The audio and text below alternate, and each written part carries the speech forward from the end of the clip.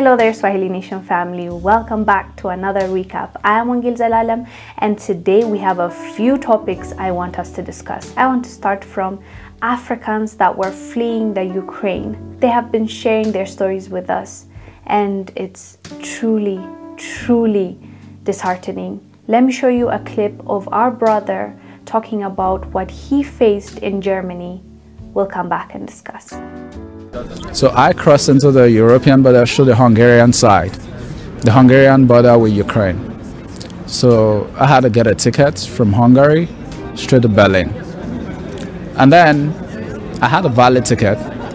The charter, the UN charter says, hey, this countries respect human rights, so they will give us a right of passage, right?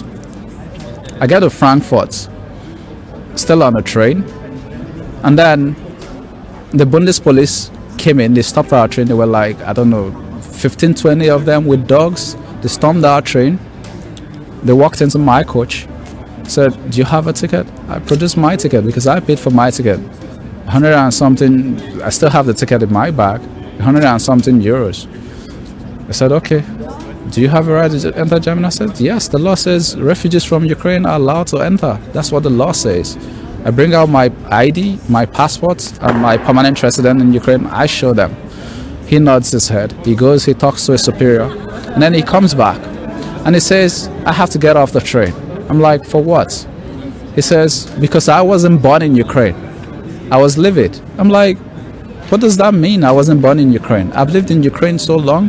Why would you say because I wasn't born off the train, I should get off of the train? I have a valid ticket. Why should I get off the train? I didn't stow away on the train. Why should I get off? They said, oh, we need to register you and then we can let you go. There was a German lady I met on the train. She was nice. We were having a conversation all through in English. She told me, oh, I better have to comply. That they said because I wasn't born, I have to do this. I said, they are not doing this for the Ukrainians. I also have the same rights as a Ukrainian who was in Ukraine because I'm a permanent resident. So why are you doing this? They said, because we have to register you. So we got out, all the blacks. I noticed it was just black people they were pulling off the train. So they took us to this holding facility. I remember the address. They took our passports. The address was in Nikola Tesla 1 in Frankfurt. It's a big warehouse.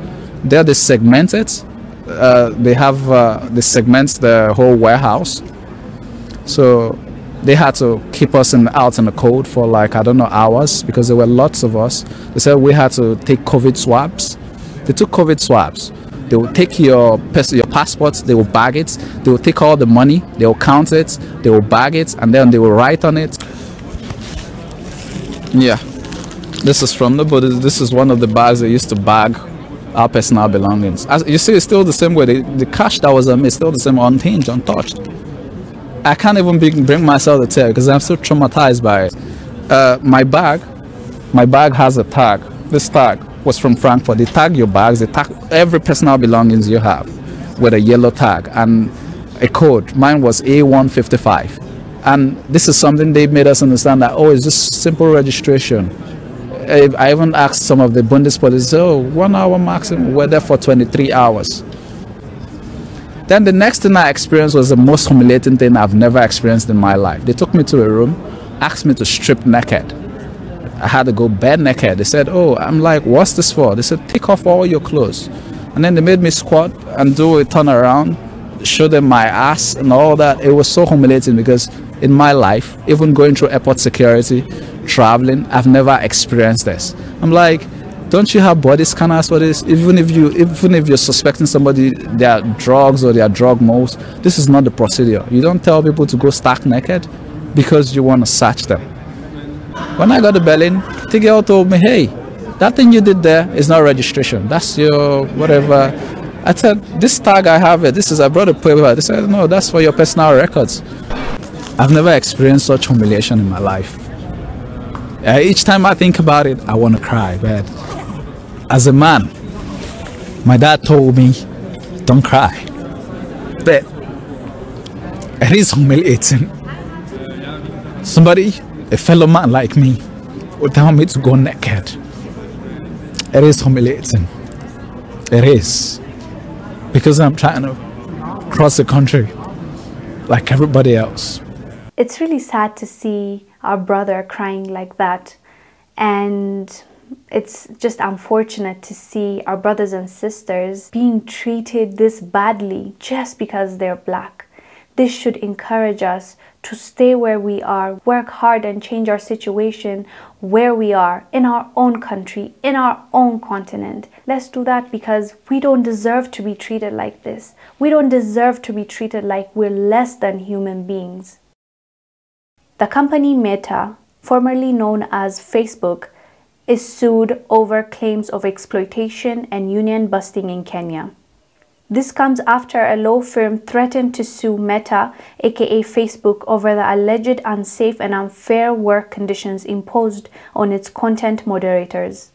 Meta is being accused of exploiting its employees as well as stopping them from unionizing. So they are taking them to court. We will see what's going to happen, and we believe the Kenyan courts will do what's right, because if Facebook is exploiting its Kenyan employees, they need to pay the price. And as we all know, when these big corporations, multinationals come to Africa, all of a sudden they change up. All of a sudden their principles, values and laws change, and the way they treat their employees speaks for itself. Unfortunately, Africans don't even get compensated as much as they pay employees, let's say in the US or in the UK. The same position, you are doing the same work, but they'll pay more in other countries, in other continents versus in Africa. And that needs to change, and our governments need to start calling that out as well. There needs to be a requirement. There needs to be a fair compensation. US is seeking to pass law to monitor Russia's activities in Africa. The United States is seeking to pass a law to counter Russia in Africa by tracking its military operations, investments, oligarchs, and suspected illicit financial flows. This was partly because more than half of the African countries chose to be neutral on United Nations resolutions on Russia's invasion of Ukraine. This signaled America's somewhat challenged influence on the continent. On April 27, the US Senate put the bill to a vote, with 415 in favor and 9 against it. The length they'll go to make sure that their interests are met, and to punish any African country that refuse to be a puppet. It's just incredibly mind-boggling to me. They're literally saying, if you have a relationship with Russia, we're going to make sure to punish you. And this comes after most African countries, more than half African countries, decided to be neutral while voting in the UN Security Council. Eritrean cyclist Binyam Girmay, who became the first African winner of the Belgian Classic competition in March, made history again on the roads of Jesse, Italy, by conquering the cycling dream of a whole continent with a stage 10 win in the year's Giro d'Italia. We would like to say congratulations to Binyam. You did well, you deserve it, and we're so glad you're the first to do it. Mali blames Western nations for failed coup attempt. Late on Monday, Mali announced that security forces had thwarted a counter-coup attempt that is said was supported by an unnamed Western government. The announcement was the latest turmoil to unfold in the West African nation, where Colonel Assimi Goïta led coups in 2020 and 2021 before becoming president. Colonel Abdoulaye Maïga said, quote, "These soldiers were supported by a Western state." He did not name the country in question. If I have to guess which foreign country they're talking about, I'll say France, but obviously it's just a speculation based on the history of Mali and France. It's just going south, nothing is working between them. Mali has been calling out France for a bit now. The youth are fed up with the French troops. So considering all this, and France trying to get Mali investigated in the UN Security Council, you know, it doesn't take a lot to guess it might be France. But as we all know, you can never be sure. It can be France working with other European countries, with US. Who knows? At this point, we can't trust them. And they've proved that, unfortunately. In this world, it would have been nice for everybody to live in harmony, but if they're trying to dismantle a country, or if they're trying to intervene, obviously we have a right and we have an obligation to stand up, say no, and do what's right for our people and our country. So if what Mali is saying is true and they attempted a coup and a foreign country was behind it,